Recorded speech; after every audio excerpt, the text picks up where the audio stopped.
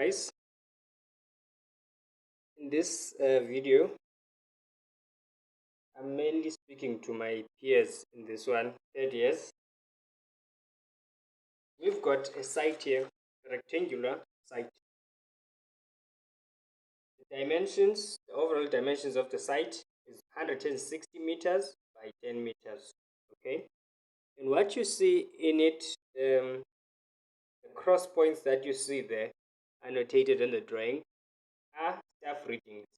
Basically, there was a survey done on the site to determine the points, the heights, the interval on the site. So when we look at it closely and I analyze the points, we find that the lowest point on our site is 12, and we've made sort of a referencing that at this corner this is A, and in this one this is B, and that is C over there, and that's D. So if we look at our section over here, our section, we've got a desirable level that we'd like to achieve, which is 12 meters. That is a reduced level.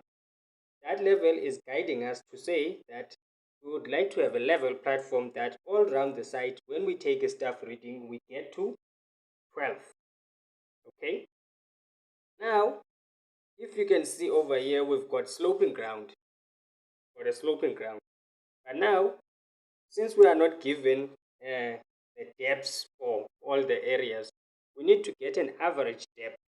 Okay, we need to get an average depth so that we know what's the average that we should dig to get to a level where we can say here is our reduced or our desired level. Okay, so there's two methods to use when doing that. The first one is the average method. Now the average method entails us adding each and every level on this sheet, adding them up and getting a total below. Now the total that we get while adding up this, we must divide by the number of points. Okay, so here we've got 1, 2, 3, 4, 5, 6, 7, 8, 9, 10, 11, 12, 13, 14, 15. There's 15 points, or which are staff readings. Okay, so what we do when we are using our average method, we add all of them up and get our total and divide with 15 points. Okay, and in this case we got 190.22 meters, and we divided by 15 points. That gives us 12.68. When we get that average, now we need the depth now that we should dig. Remember, this 12 over here is just the lowest point. It's not our required, as much as it's the same as the reduced level. So after we do that, we need to get an average depth. So we take that 12.68 answer and subtract the reduced level, which is 12 in this case. That gives us 0.68. So in our column here, our column we say 160, which is the length of the site, times 10, which is the width, and 0.68, which is the average depth for excavation to get to our reduced level. Okay, guys? So coupled with that, we need to make a description that goes hand in hand with what we are required to do. So we are saying we are doing bulk excavation in pickable material to reduced floors to form platforms and set aside for backfilling or cutaway, elsewhere measured. Okay, this in essence tells us that we are excavating in bulk. Okay, and the standard system tells us that when excavating in open face, we should not consider grouping the depths, saying it exceeds 2 meters or it doesn't exceed, because we're doing bulk, we're excavating in open face. Okay, so in essence, I should be saying bulk excavation in open face excavations for pickable material to reduce levels for platforms and set aside for backfill or cutaway elsewhere measured. And extra overall surplus excavated material to be cut away to dumping site plus minus 4 kilometers away from site. When it gets to cutting away excess material, how do you identify that you need to cut it away? By the mere fact that you are leveling the site, you won't be backfilling because you are making platforms. Okay. Plus, the standard system tells us that it's an extra, you should always say it's an extra overall item when doing bulk excavations or excavations for that matter. And you should specify the relative distance for your dumping site. Okay. So, also, when you're doing excavation, you need to specify in what type of material are you excavating, because the harder the material, the higher the cost. Okay. They say if you are not told what type of material you are going to use, you should assume that it's the least most difficult to excavate in. And if you are excavating in open face, you do not need to specify the depths, the categories, guys. Please read your standard system, guys. Okay, now let's go to the next item. The next item is keeping excavations, bulk excavations free from water. That is an item. That one you just make provision for a pump when you're pricing that one. And the next one is the risk of collapse to sites of excavated, let's call it embankments. Now you need to be able to determine, does it exceed 1.5 or does it not exceed 1.5? Because our standard system tells us that we should group our risk of collapse either exceeding 1.5 or not exceeding 1.5. So how do you determine that? Right. Now let's take 2 points here, A and B. Okay. At A we've got a level, the lowest level, that is 0. Sorry, it's 12. So what do? We take our reduced level minus the reading, and that gives us 0, meaning that there's no height here. It is actually at what we require it to be. It is at 12. Okay. But if you look at B we have 13.10 meters. Okay. And if you subtract now the reduced level, which is 12 over here, you get 1.1 meters. So in essence, this embankment over here, this embankment forms something triangular like this. When you need to purchase your chipboard or your planks, here you will have 0, and here you will have 1.1 meters high. Okay, guys, and you have 10 meters. Now this is triangular. By the mere fact that you can see this is 0, this is 1.1, you know that this does not exceed 1.5 and this L does not exceed 1.5. So that's how you know that this side does not exceed 1.5. Okay.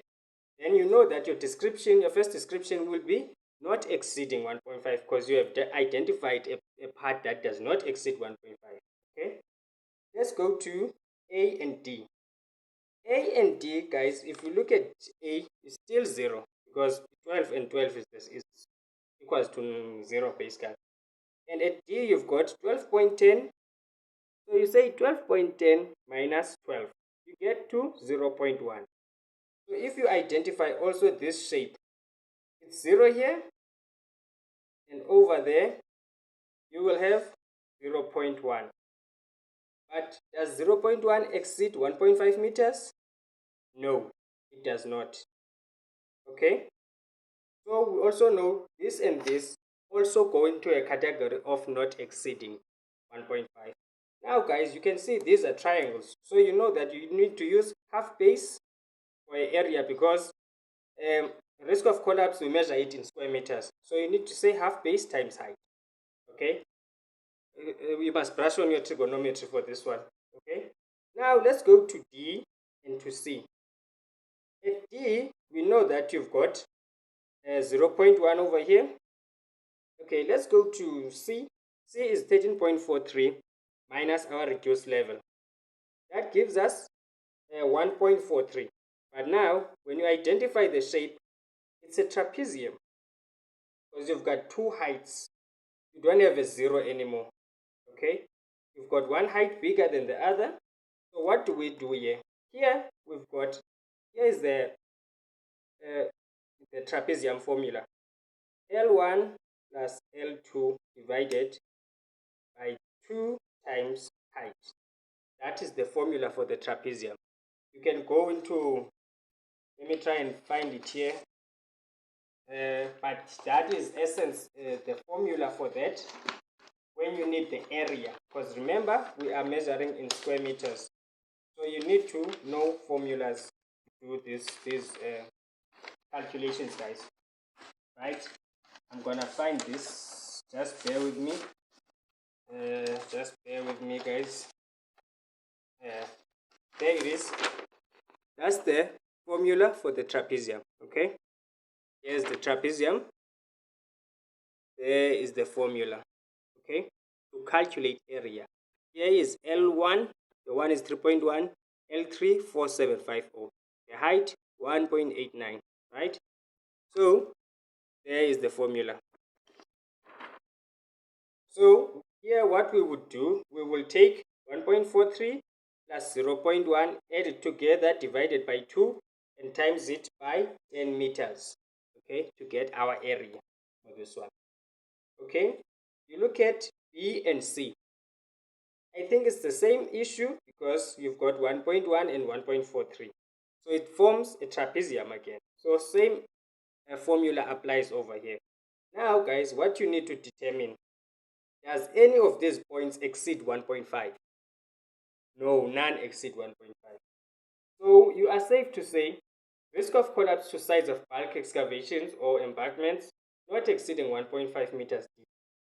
Then you just do your formulas. So for AP, it's half base times height, which is half times 10 times 1.1.